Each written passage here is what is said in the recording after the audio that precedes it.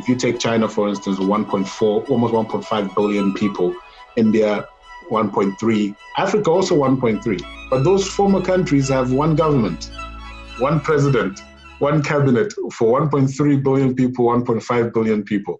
But for Africa, 1.3 billion people, 50-something presidents, 50-something cabinets. I believe we should look at the country level, because if you start from the cell level, then you build to the organ. But we tend to look at it the other way around, or Africa. But if each country does its bit. Because once we go together, we'll go far. But you go alone, you can go fast, but you will not go far. All the airlines one-man show in Ghana have collapsed. Amtrak is gone, Starboat is gone, City Link is gone. They're all one-man shows. They're all gone. If you like what we're doing on this channel, please like our video, leave a comment, and if you haven't already, please consider subscribing. Ultimately, if we're going to compete on the international scale, absolutely we need to get to that level. I've tended to focus more on the micro level, the national level, because those are the grassroots. If you can flip a penny, you can flip a pound. You just need to get to the point where you've got the capability, the mindset right, etc. I mean, let's take Elon Musk. He and his brother built PayPal.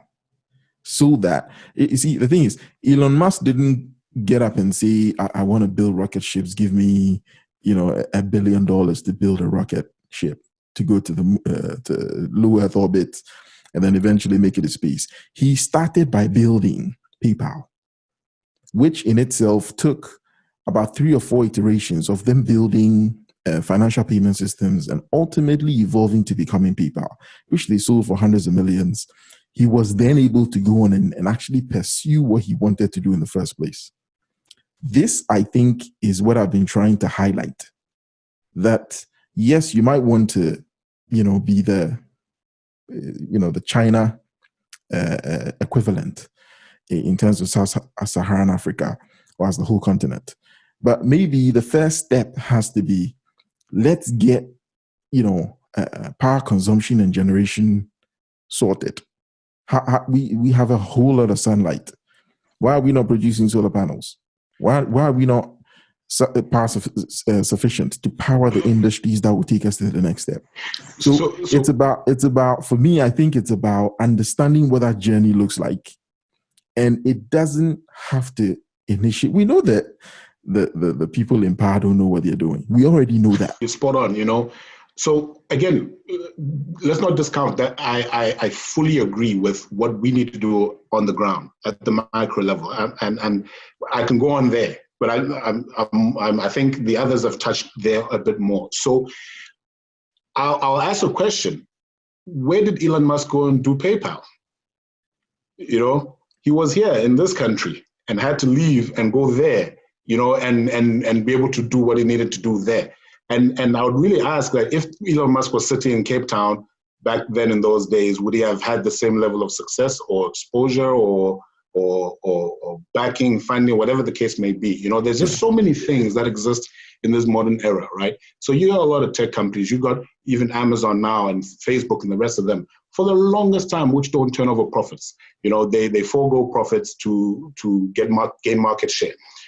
But there's the whole venture capitalist model or ecosystem that is built there that enables companies to be able to push a lot further, And I'm just saying that, guys, fair enough, there's so much we need to do at our own level, but there's also an equal push we need to have at a bigger level. Because if we don't do that, we will always lag behind. Remember, there's a race that has started and we're at the back.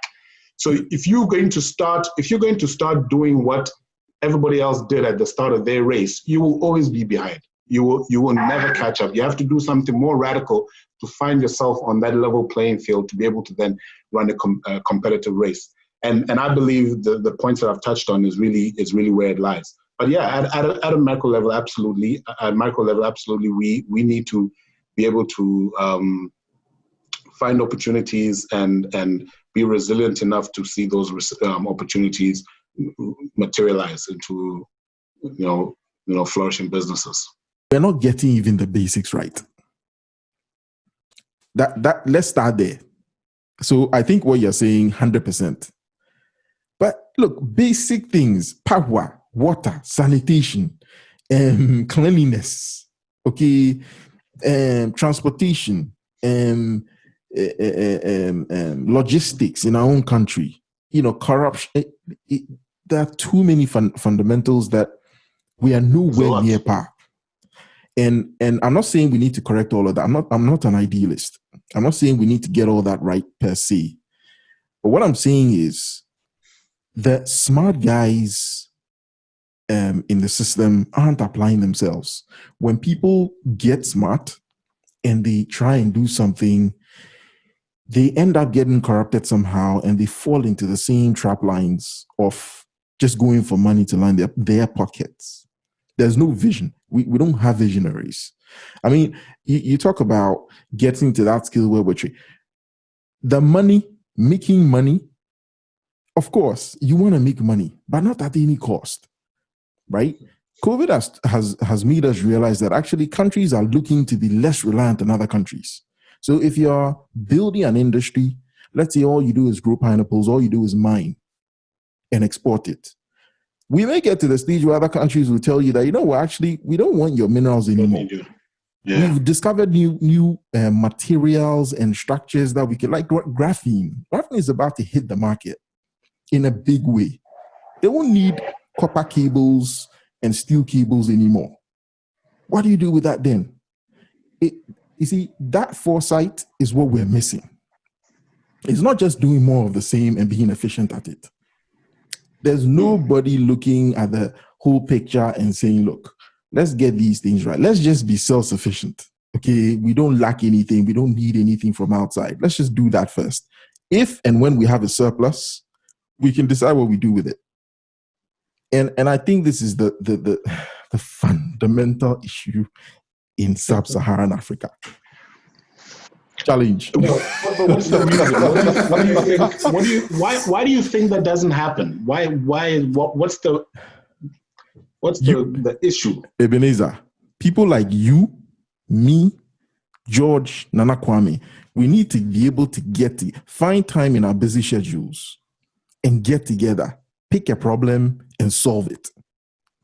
And when I say solve it, I mean all the way, right? You notice that most of the big companies in the world, they are very rarely started by individuals. If it's an individual, then they like the likes of Elon Musk. He's been through a series of cycles to get where they are. It takes a lot of resources to establish companies, enterprise, get the investment, all this kind of stuff. In fact, when you go to venture capitalists, they'll say, what does your board look like? If you don't have key people in key places, they're not even interested, right? And they want to see who the CTO is, who the CEO is, who the CFO is, and who the CEO is. These 4 people. If you don't have them, they won't even talk to you. We need to start there. So it depends what level of funding you had. If you had seed funding or... It's not even about the funding. I'm saying... Let's find time in our busy schedules. Yeah. Let's focus on a problem that we can solve within the resources that we have, and let's start there. Let's find one problem to solve and get the solution done. It's a really tough one. It's a really, really tough one. It's almost like saying to a kid who lives in a home with no lights to compete with a kid who lives in a home with lights in terms of studying at night for a test. It's like that kid who doesn't have lights at home will never, he's crippled almost. You know what I mean? It's so tough. Okay. I said this thing to George, my previous headmaster in secondary school. He told us how he studied for his A-levels. In fact, O-levels and A-levels in a village with a lantern. Yeah. He had no teachers. How much you apply yourself. Thank you. Yeah. Definitely. Let's do it. Let's find a problem and let's do it. Because if we can't do it, how can we expect anybody to do it? Yeah. It needs to start somewhere. But guy, you know something? What's up? You know something? Yeah. We spoke about this thing some time ago. Yeah. If you are a Ghanaian, living anywhere in the world, if you bring up a product for it to be used in Ghana to solve a problem, you know what Ghanaians do? They don't patronize their own. There's African mentality, yeah? Yeah, they don't patronize the mentality. And it's so close to us. You know what I mean? You do something, you run it by your family and friends, and nobody seems to bother. Okay, so let me suggest this. How about solve a problem that is a problem wider than just one sub-Saharan African country, right? We solve it, we raise the necessary capital, and then we go to you see. And here's what I'm suggesting. Say you go to Ghana, they want cars, right? They want what? They import food, they import all sorts of stuff. If we can solve one of those problems and find a way to manufacture it in Ghana. So here's the thing. This is where governments can come in. So what Ebenezer has been talking about, and I alluded to this, which is something like ban the imports of certain things you want to cultivate in the country.